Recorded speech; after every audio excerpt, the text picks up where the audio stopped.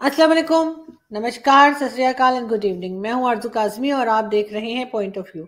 हमें जी आज इंडिया से ज्वाइन किया है नीतन शुक्ला जी ने, जो कि सीनियर जर्नलिस्ट हैं और जबरदस्त यूट्यूब चैनल भी चलाते हैं। बहुत शुक्रिया सर कि आज आपने हमारे शो को ज्वाइन किया है, बहुत शुक्रिया। बहुत बहुत धन्यवाद मुझे यहाँ बुलाने के लिए। सर आज हम आपसे थोड़ा सा समझना चाहेंगे कि आपको मालूम ही है कि रशिया और यूक्रेन में जिस तरह से क्लैशेस चल रहे हैं और एक वॉर जोन बना हुआ है, बहुत से मीडिया पर्सन्स यहाँ से भी गए हैं और आपके यहाँ के भी वहाँ पर मौजूद हैं कई टीवी चैनल्स। लेकिन हम देखते हैं कि जो यूएन में अभी वोटिंग हुई है उसमें भारत ने हिस्सा नहीं लिया, पाकिस्तान ने भी वैसे नहीं लिया। तो क्या आप लोग ये देखते हैं कि क्या रशिया के साथ थोड़ा सा डिस्टेंस करना चाह रहा है भारत? और क्योंकि जाहिर है कि डिस्टेंस करने के अलावा ये कि वोट ना करने का क्या मकसद है, मतलब ये कि आप डिस्टेंस करना चाह रहे हैं या डिस्टेंस नहीं करना चाह रहे हैं, क्योंकि रशिया के साथ काफी अच्छे टर्म्स रहे हैं इंडिया के और आप उनसे जो है वो कई चीजें में जैसे कहते हैं कि परचेज भी करते रहते हैं, चाहे वो मिसाइल्स हो, चाहे वो दूसरी चीजें हो, जंगी चीजें, स्पेशली हथियार वगैरह। तो वोट ना करने का मकसद क्या है? रशिया को खुश करना है या रशिया को नाराज कर देना है? देखिए, भारत की पॉलिसी एकदम क्लियर है और डे वन से एकदम क्लियर है। हम मानवता के साथ जाने वाले लोग हैं। मैं पिछली बार भी आया था तो मैंने कहा था भारत मतलब मानवता वाले लोग, और मानवता के साथ जो होगा उसके साथ जाएंगे।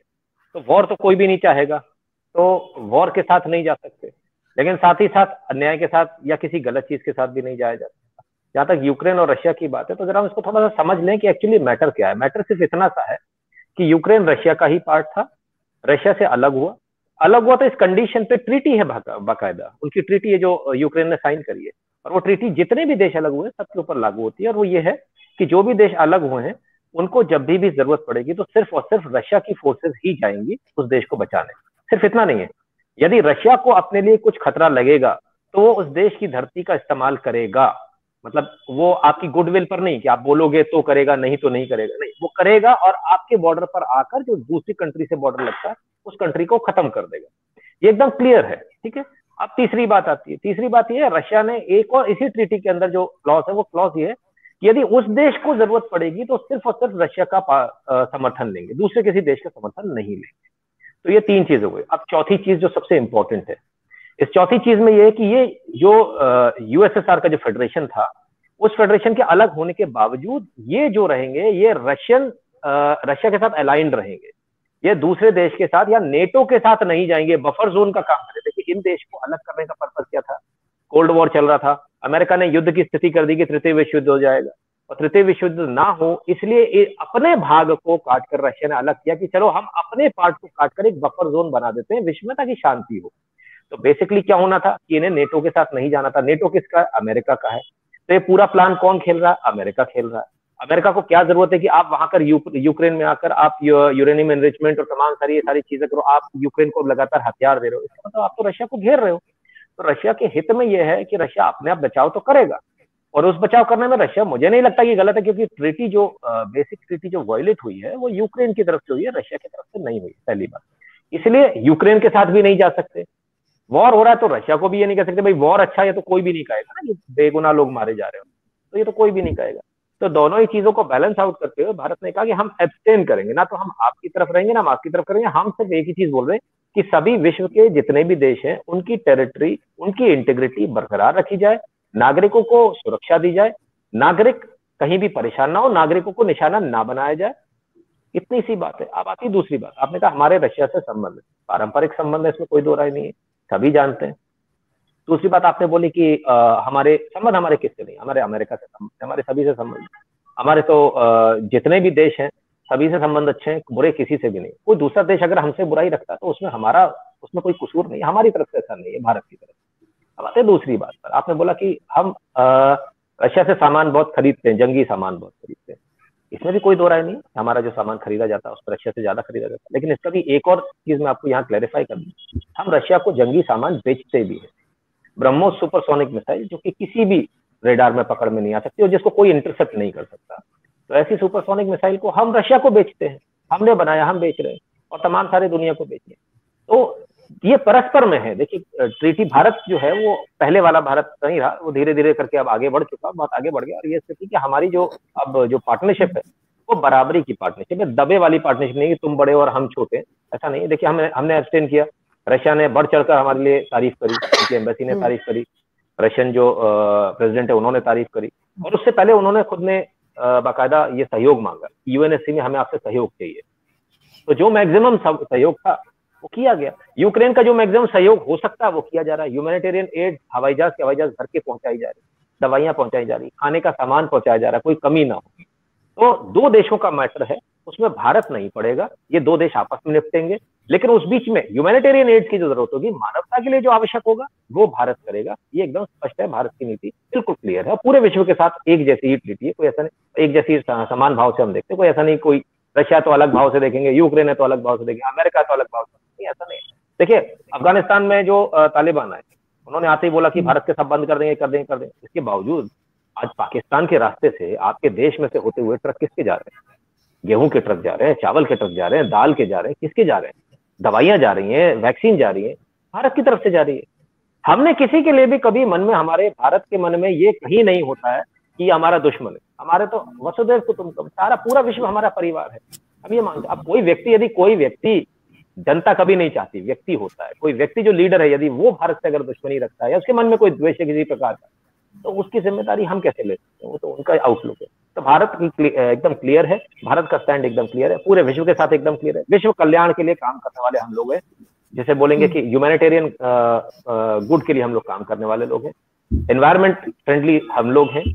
तो जो भी विश्व के लिए, जो पूरे वर्ल्ड के लिए, जो वर्ल्ड कम्युनिटी के लिए अच्छा है, हम वो करते हैं, रादर देन टेकिंग साइड, ये हमारा दोस्त है इसके साथ चले जाएंगे, वो हमारा दोस्त नहीं, उसका विरोध, ऐसा नहीं। आप बिल्कुल सही कह रहे हैं, लेकिन सर एज ए जर्नलिस्ट आप क्या सोचते हैं कि जैसे पहले अफगानिस्तान में एक हंगामा मचा हुआ था, अफगानिस्तान में जो टेंशन थी उधर से थोड़ा सा रिलीफ मिला है या कम हो गया है, तो अब हम देख रहे हैं कि यूक्रेन और रशिया की तरफ जो है इस तरह से झगड़ा चल रहा है और रशिया तैयार नहीं है कि वो इस जंग को बंद करे।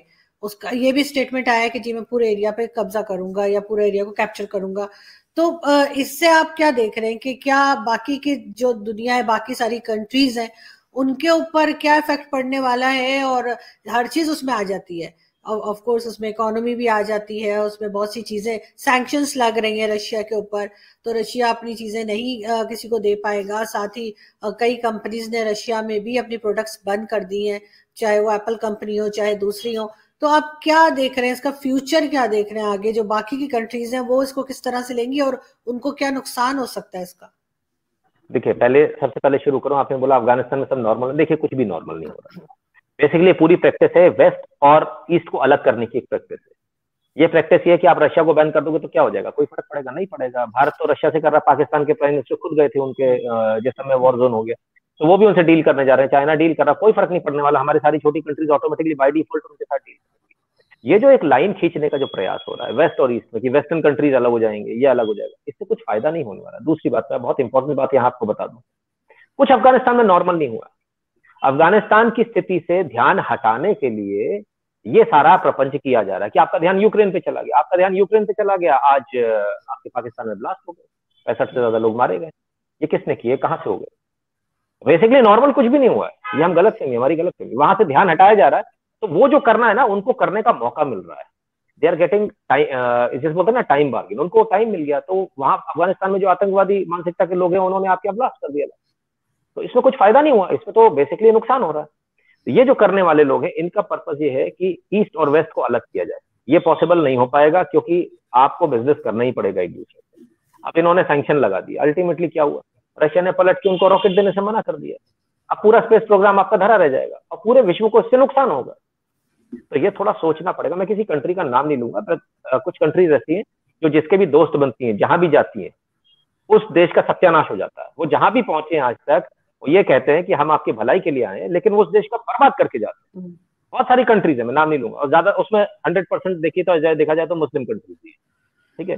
मजे की बात यह है कि कुछ मुस्लिम जो हैं, उनको सिर्फ इसलिए रशिया का विरोध करना है क्योंकि भारत जो है यूक्रेन के साथ में नहीं है, रशिया के साथ में, तो रशिया का विरोध।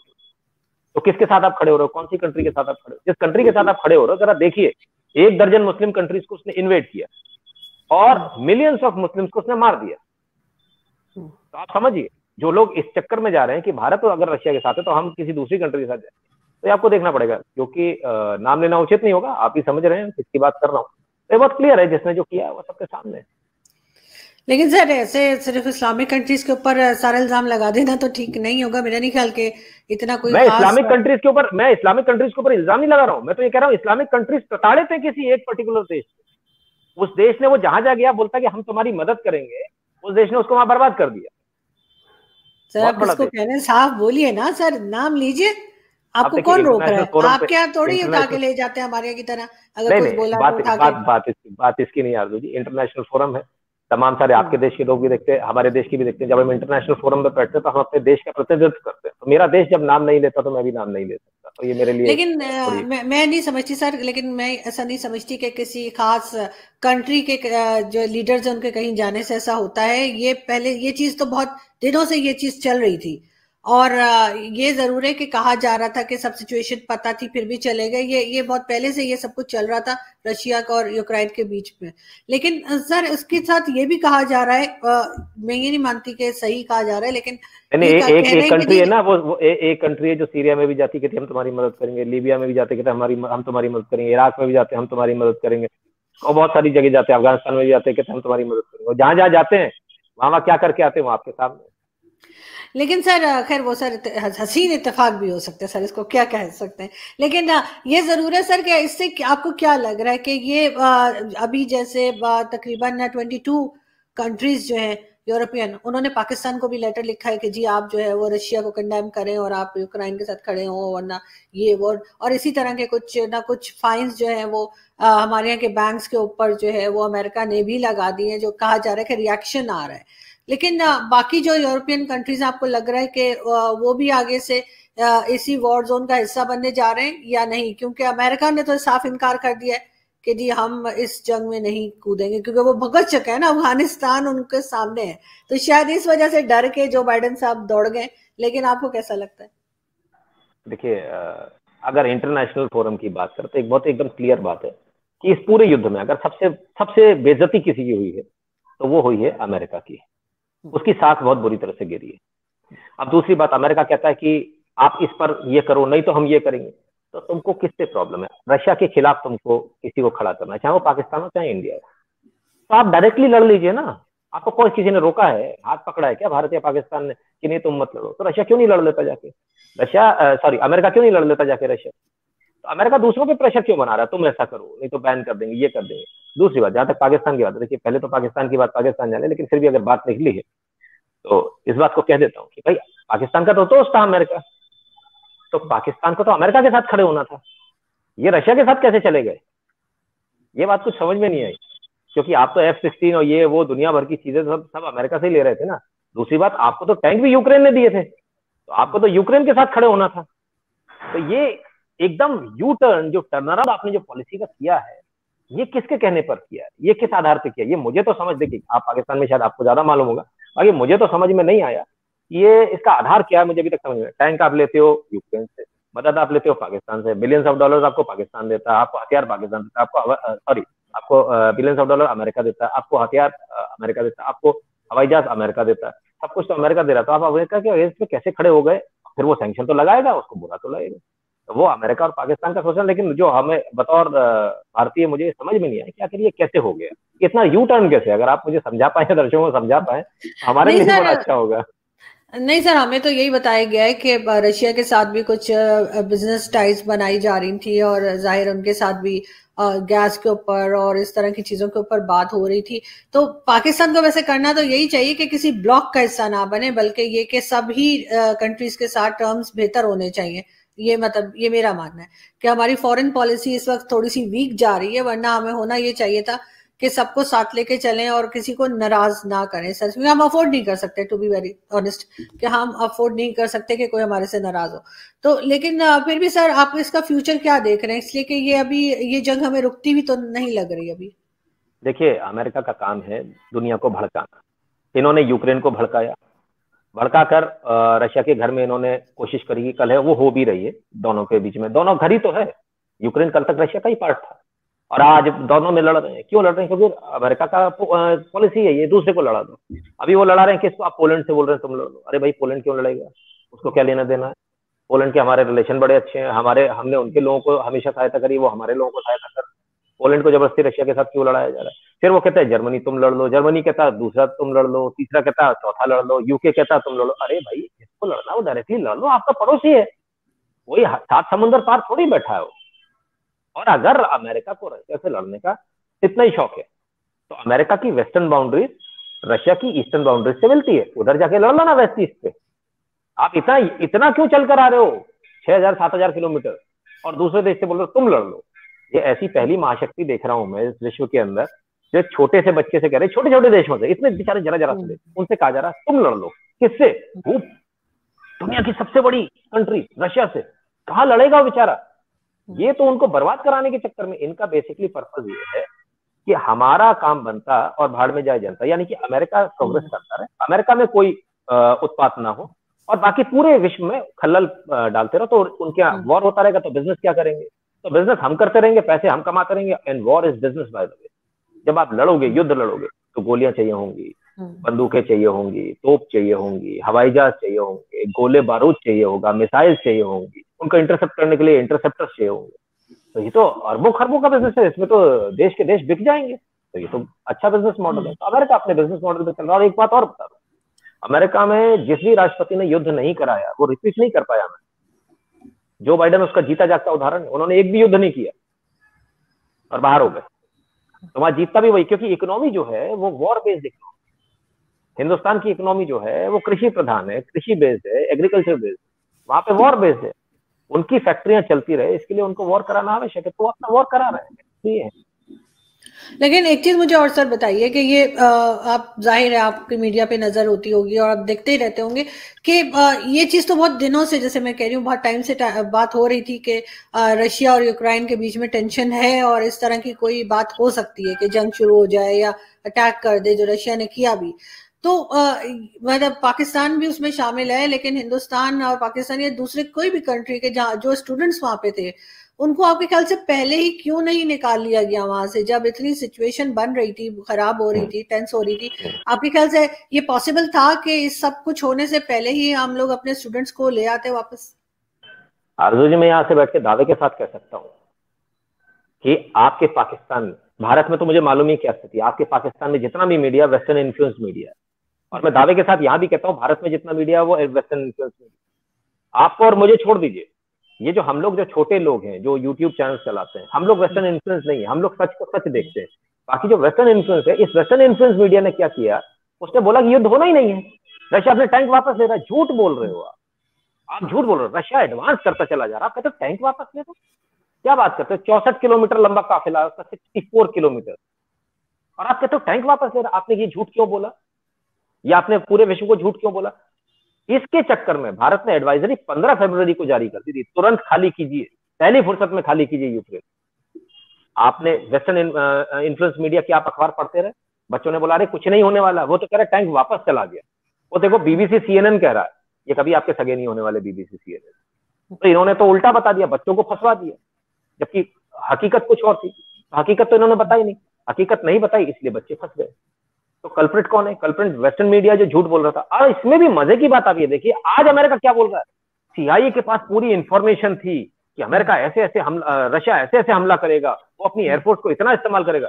मतलब आपको पता था युद्ध होने वाला है, तो फिर आप झूठ क्यों बोल रहे थे? आपने बच्चों को क्यों फंसा दिया? आपने आम जन को इतना क्यों फंसा दिया?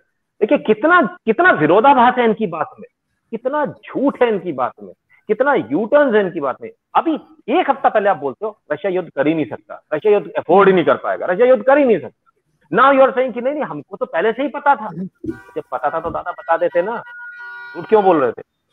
वही तो मैं कह रही हूँ सर वही मैं कह रही हूँ, इसीलिए तो मैं ये कह रही हूँ कि ये तो एकदम से तो नहीं होता ना कि दो पड़ोसियों की लड़ाई है, वो जो आम से घर होते हैं कि आपस में एकदम से निकले और लड़ने लगे।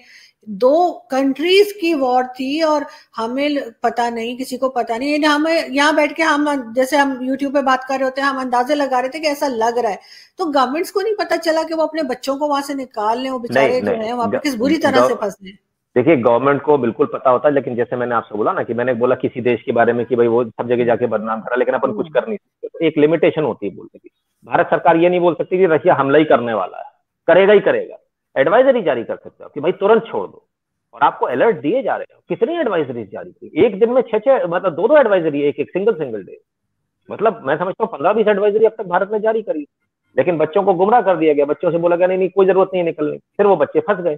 तो अब जाके भारत सरकार अब निकाल रही है उनको। अब खर्चा भी ज्यादा हो रहा है, सब कुछ हो रहा है, परेशान हो रहे हैं लोग। हमारे 4-4 मंत्री वहां पर है, हमारा ग्लोब मास्टर जा रहा है, हमारा C-17 जा रहा है, कब कौन कौन से भगवान जाने, तो हवाई जहाज जा रहे हैं। सिविलियन को तो छोड़ दीजिए, हमारे को अपनी एयरफोर्स को इस्तेमाल करना पड़ रहा है बच्चों को निकालने के लिए। पर हमारे लिए एक एक बच्चे की जान बहुत कीमती है, इसलिए हम इस समय ये नहीं देख सकते कि वो एक बच्चे को भारत लाना 10 लाख का पड़ रहा है, 50 लाख का पड़ रहा है, वो नहीं देख सकते। हमारे लिए उसकी जान कीमती है, इसलिए किसी भी कीमत पर उसको लाया जा रहा है। और इसमें लेकिन न सिर्फ सर हम ये अपने झूठ जहाज लगा बोलने रहे को हैं। कौन कह रहा था? आपकी मीडिया को, हमारी मीडिया को ये झूठ फैलाने को कौन कह रहा था? क्यों सच नहीं बोलते? अच्छा, आपकी मीडिया पे मैकडॉनल्ड्स का ऐड आता है?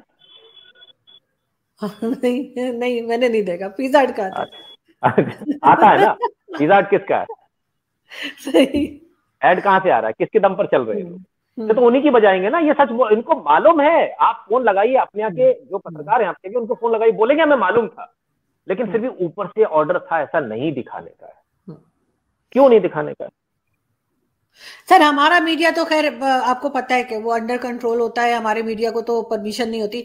आपका मीडिया तो बड़ा फ्री मीडिया कहलाता है ना, आपके मीडिया ने क्यों इस तरह की बातें की? फ्री मीडिया देखिए 2 तरह से कंट्रोल रहा है। एक सरकार का कंट्रोल डंडे वाला, एक पैसे के लालच का कंट्रोल। तो जो पैसे के लालच का कंट्रोल है बोलने नहीं दे रहा ना। एड्स बंद हो जाएंगे मल्टीनेशनल कंपनीज के, अगर हम उल्टा बोलेंगे तो दिखाएंगे वही वो भैया अमेरिका ही सही है, सब कुछ सही है, क्योंकि अमेरिकन कंपनी से ऐड मिल रहे हैं। तो चैनल किसके दम पर चल रहा है? ये जो इतनी तनख्वाहें हैं, ये इतना बड़ा जो सेटअप है इनका, मैं समझता हूँ सालाना 100 करोड़ से ऊपर का तो खर्चा है इनका। तो ऐड के थ्रू ही तो निकलता है वो खर्चा। वो कैसे अफोर्ड कर लेंगे उन कंपनीज को नाराज करना जो उनको ऐड दे रहे? संभव नहीं है। और आप जानते हैं वेस्टर्न कंपनीज का दबदबा है, भले माल भले ही कहीं भी बन रहा हो, चाइना बन रहा हो, चाइना तो एक वर्कशॉप है। कंपनीज तो अमेरिकन ही है ना सारी, ज्यादातर बड़ी कंपनी, चाहे वो एप्पल हो चाहे कोई भी हो। तो ये बात है, लालच के चक्कर में सच नहीं बोल पाए। मैंने आपके चैनल पर ही एक बार कहा था, पत्रकार को लालची नहीं होना चाहिए, देश का नुकसान होता है। बिल्कुल, और कहीं कहीं पे तो कम से कम सच बोलना ही चाहिए, क्योंकि अगर नहीं बोलेंगे तो बहुत नुकसान होगा, जो हमने अभी देखा भी कि जिस तरह से स्टूडेंट, बल्कि एक स्टूडेंट, शायद एक इंडियन स्टूडेंट जो है, आई थिंक उसको गोली भी लगी थी और उसकी डेथ हुई है शायद। एक स्टूडेंट, मैंने पिक्चर देखी थी और न्यूज, तो बहुत अफसोस होता है इस तरह का। लेकिन कम से कम मीडिया को ऐसा नहीं करना चाहिए और सही न्यूज ही देनी चाहिए। टाइम पे न्यूज दी होती, कब के ये स्टूडेंट्स अपने अपने घरों को पहुंच चुके होते हैं। बहुत शुक्रिया सर कि आज आपने ज्वाइन किया। Thank you so much. आपसे जल्दी फिर मुलाकात होगी। बहुत शुक्रिया। बहुत बहुत धन्यवाद। बहुत बहुत धन्यवाद। Thank you.